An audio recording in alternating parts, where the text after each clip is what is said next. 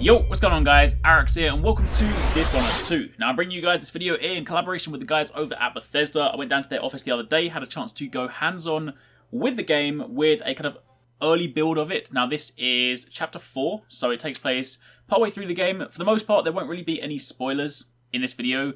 It is largely just gameplay. It's not the entirety of chapter 4, it's a section of it. Of course if you're trying to have a complete Dishonored blackout then understandably you might want to look away.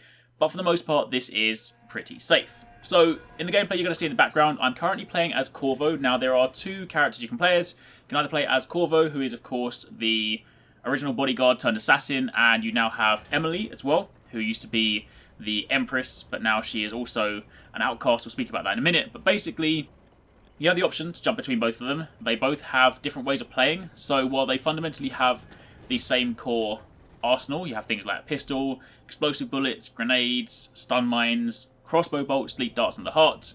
They do have their own special powers. So Corvo, the one you're going to see in here, is the one with bend time, blink and wind blast. Blink is of course your kind of primary move for dashing around and getting around. You have bend time where you can slow down time, mess with that, and that can of course give you some opportunities to do some stuff you otherwise wouldn't be able to. And of course wind blast, you basically just blast wind. Now I actually played through this mission, or at least the section that we're allowed to play, with both characters. So this video is going to be focused on Corvo, so we'll see kind of one way to play through the mission using him, and then later in the week I'll release a second video with Emily, and you can then see the same mission but with a slightly different take. So before we start diving into the gameplay itself, for the most part I'm going to let you guys watch it as well, because I don't need to speak over the whole thing, but I do want to give you guys some context. So if you are coming into Dishonored brand new, in fact I actually didn't have a chance to play number 1. It is a game that interested me, but sadly it just kind of came out at the wrong time for me. There was loads of other stuff at the same time, and I just didn't have a chance to play it.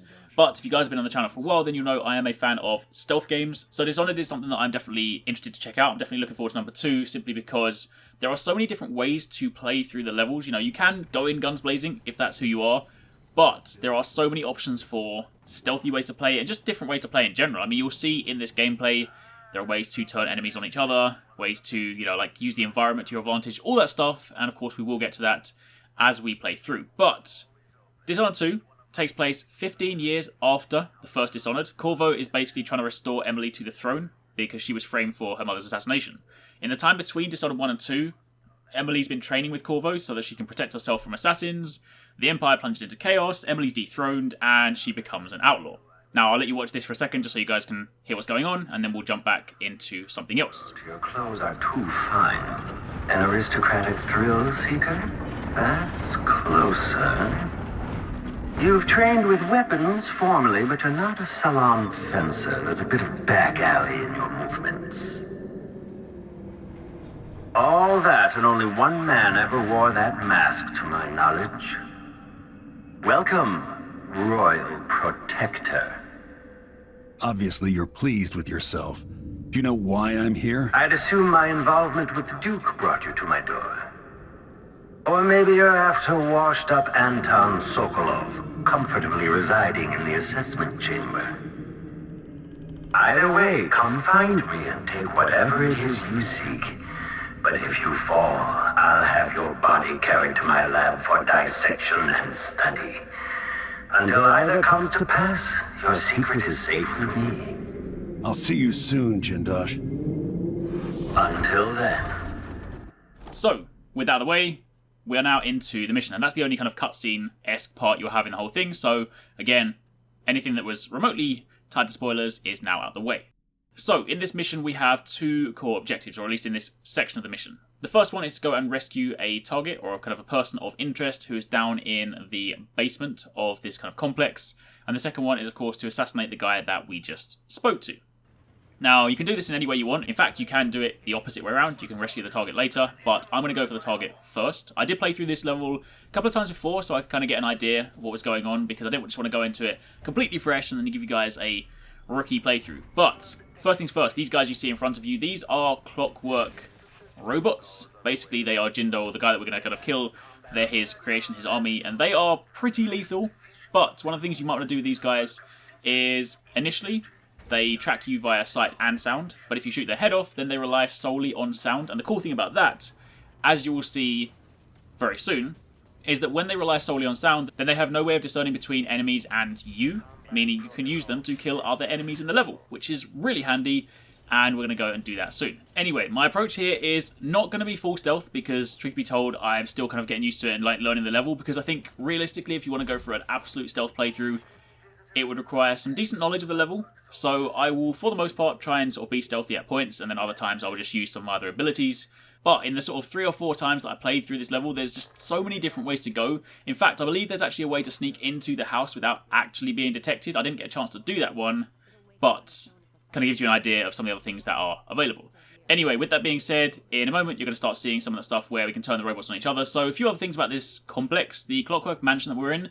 It's pretty confusing the first couple of times you go around it, because there are loads of levers located around the whole place where when you pull them, the mansion itself or the kind of rooms in the mansion start to move around, and that means that things that were previously doorways or entrances close up and new ways open, which is of course a necessary part of working your way through this level, but it also does get kind of confusing. So there's a fair bit of, backtracking, going around in circles and trying to sort of like work out what needs to be open, what needs to be closed, but that is also like a really cool aspect of it, because it then factors in some sort of puzzle solving elements, which is something that I'm also a big fan of. But with all of that out of the way, I'm now going to leave you guys to watch the rest of the gameplay, because I just want you guys to sort of experience it. It's a lot of fun.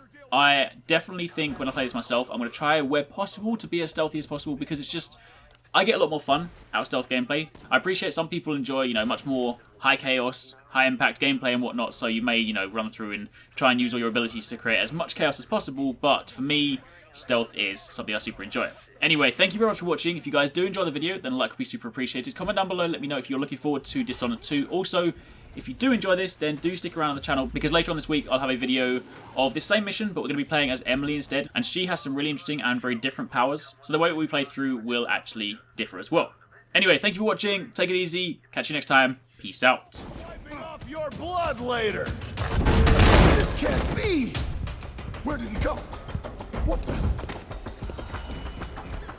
What? Ha! Got him! Ha!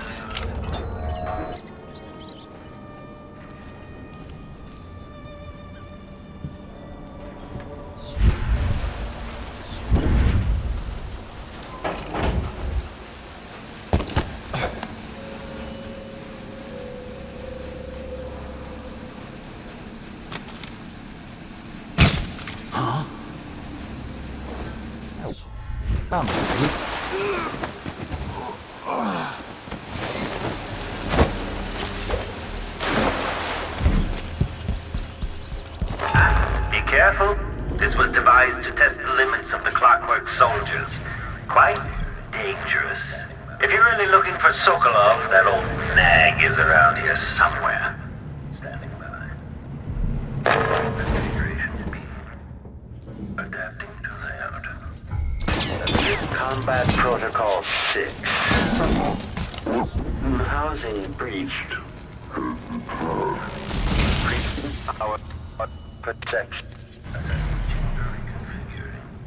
Standing by. Configuration A.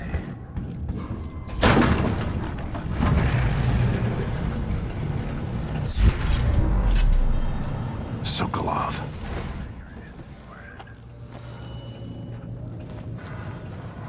Corvo, only you could have come this far. Megan helped me find you. We need to leave. Jindosh has plans for an army of his Clockwork soldiers. He can't be permitted to build it. He won't. I'll be paying him a visit momentarily.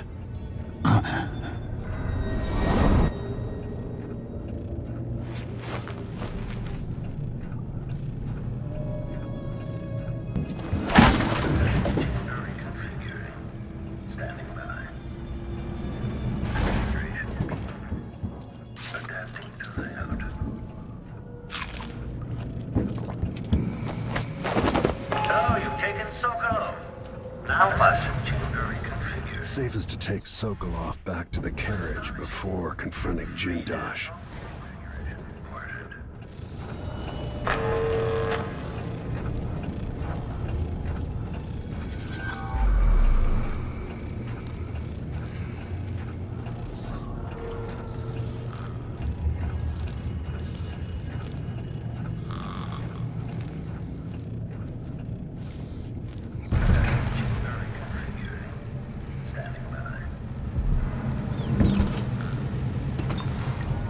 That mask you wear is exquisite. I detect Piero Joplin's hand in it. He made it, didn't he?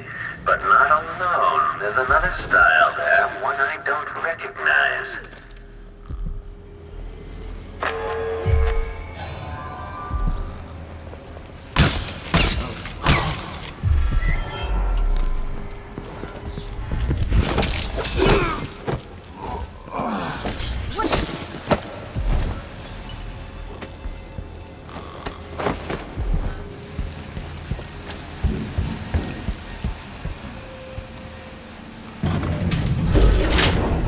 I've had fabled burglars, fortune hunters, and professional killers come through my door, only to expire begging for mercy, crying out for release after only a few hours.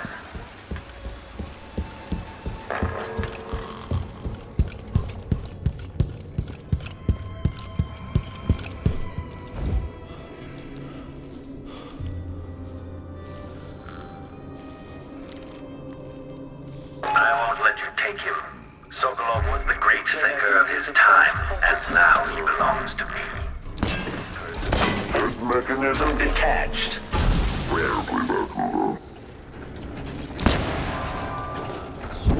Combat breathtaking. According to the scales beneath the floor and my acoustic sensors, you move quite.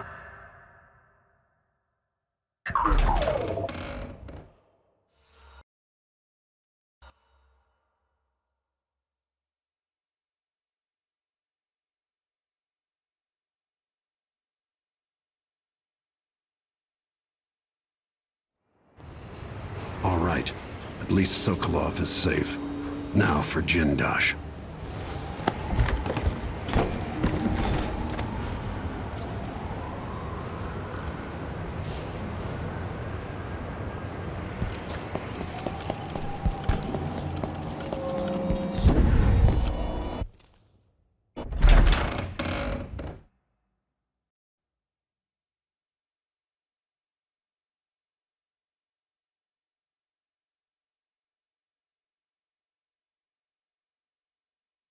I suppose Sokolov is now safe and sound.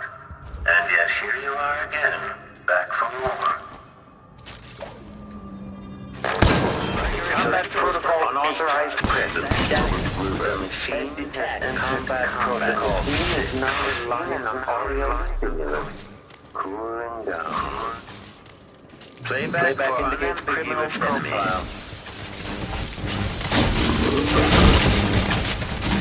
You've beaten one of my Clockwork soldiers. I'll have questions about that. Once I have you restrained. You did too good at destroying my masterpieces. Each one costs a fortune, you know.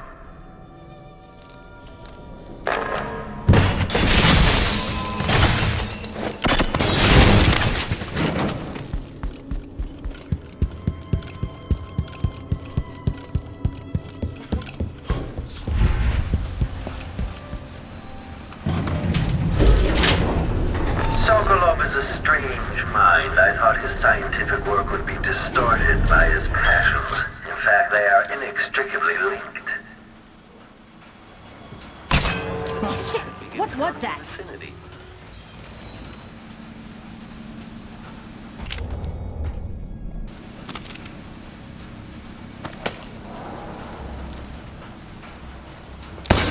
The shooter has to be hiding over there. Know that your last moment, the last vision you behold, a work of scintillating industry, the very pinnacle of invention.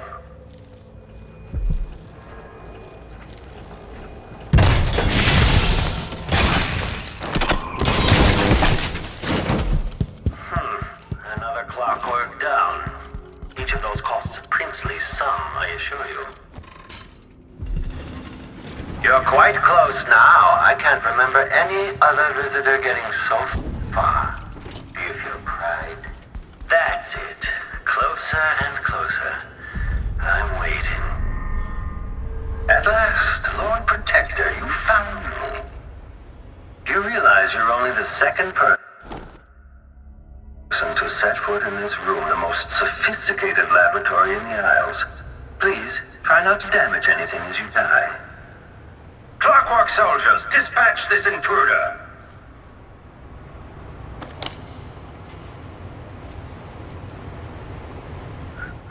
At this point, the Clockwork is scouted. Each new visitor is another test for the Clockwork soldiers. Each makes them better. In the end. Playback for combat protocols. Damn it! He destroyed it!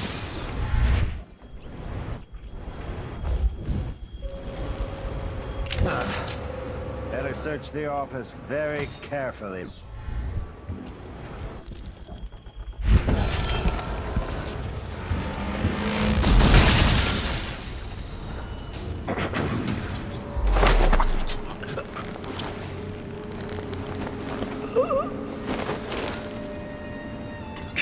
Jindosh.